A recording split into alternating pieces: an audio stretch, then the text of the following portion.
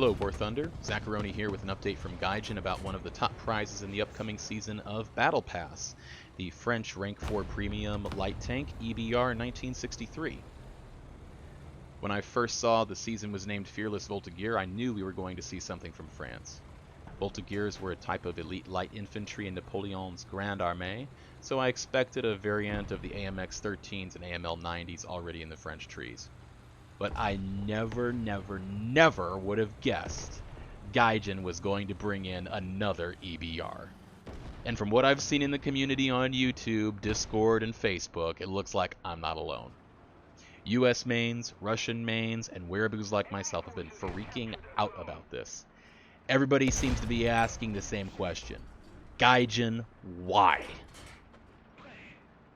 Before we review the EBR 1963, let's take a walk down memory lane back to the days of Operation Summer, when the 63's granddaddy, the EBR 1954, made its first appearance.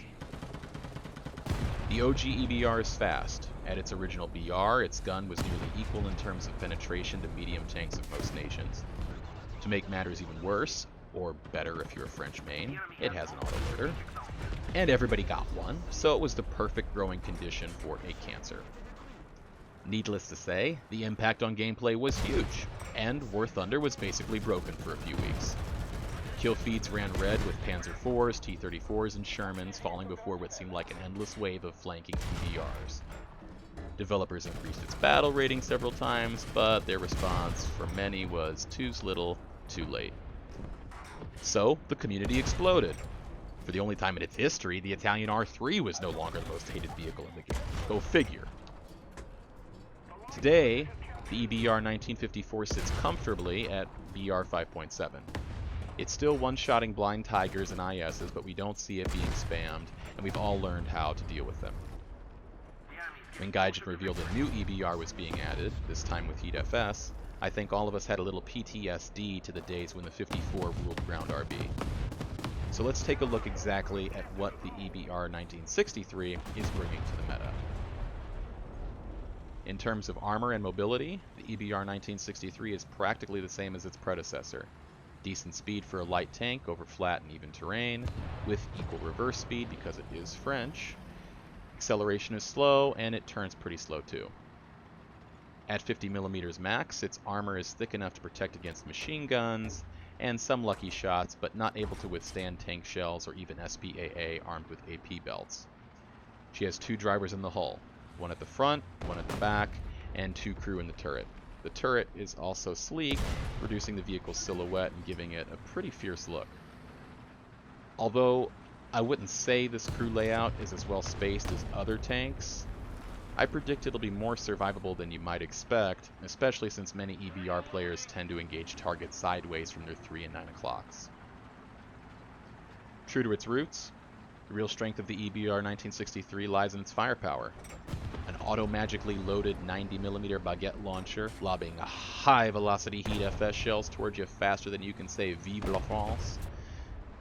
Did I mention that it has over 300mm of penetration at any range? Yeah. Goodbye, heavy tanks. The most important question we need to consider right now is what BR the 63 will be placed. We know she'll be in rank 4, which is spread between 6.3 and 7.7 if you exclude the Panther Delfina, which for some Gaijin reason isn't in rank 3. Personally, I'm guessing, or I should say I'm hoping, that it'll come to us at 7.0, if we're really lucky 7.3. Although 300mm of penetration is nothing to scoff at, we have yet to see what its post-penetration damage will be. In the hands of experienced tankers, nothing but one-shots.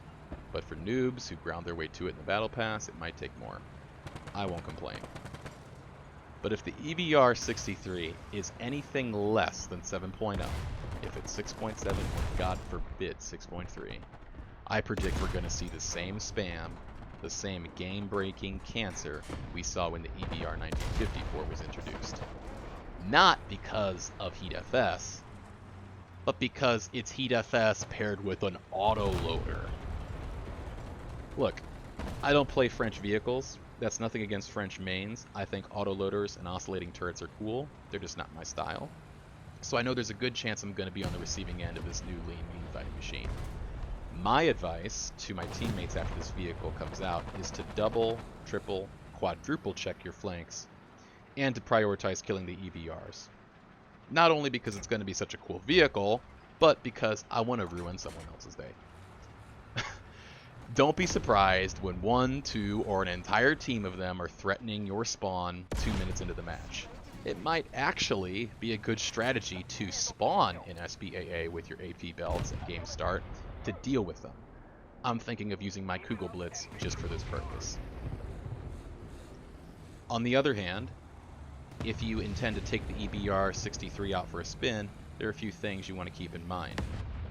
Number 1, you might be fast, but chances are you won't be the fastest. Upgrade your driver to boost his ability to get into those higher gears faster, and be careful rounding your corners.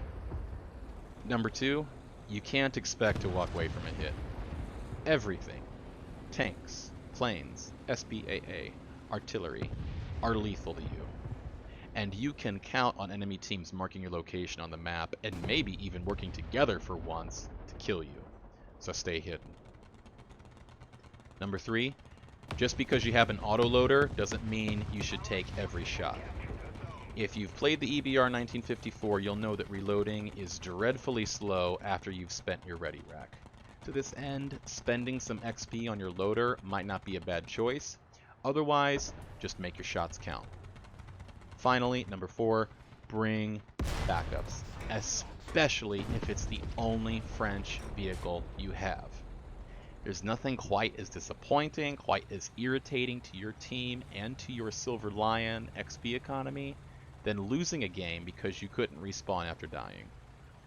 Your 10 kill streak won't matter because the one tank you didn't kill is capping all the zones and winning that match for his team.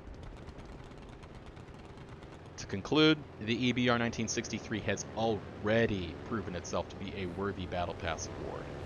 What we know about its firepower, mobility, and fear factor mean it is going to change the meta, at least for a while.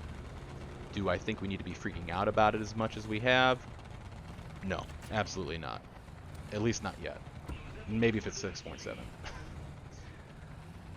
I'm persuaded by arguments saying it should be in the French research tree, but I'm also grateful to have the opportunity to receive a rank 4 premium, so I'll take what I can get from Gaijin. To wrap this up, I want to thank all of you for staying with me until the end. I realize you have many content creators to choose from when it comes to War Thunder news, so I appreciate you listening to what I have to say and hope you get something from it. I try really hard to provide a little more information than what you could have learned on your own just by reading the news release. Please, don't forget to like, share, and subscribe. It lets me know how I'm doing and helps grow my channel. Until next time, guys, thank you very much.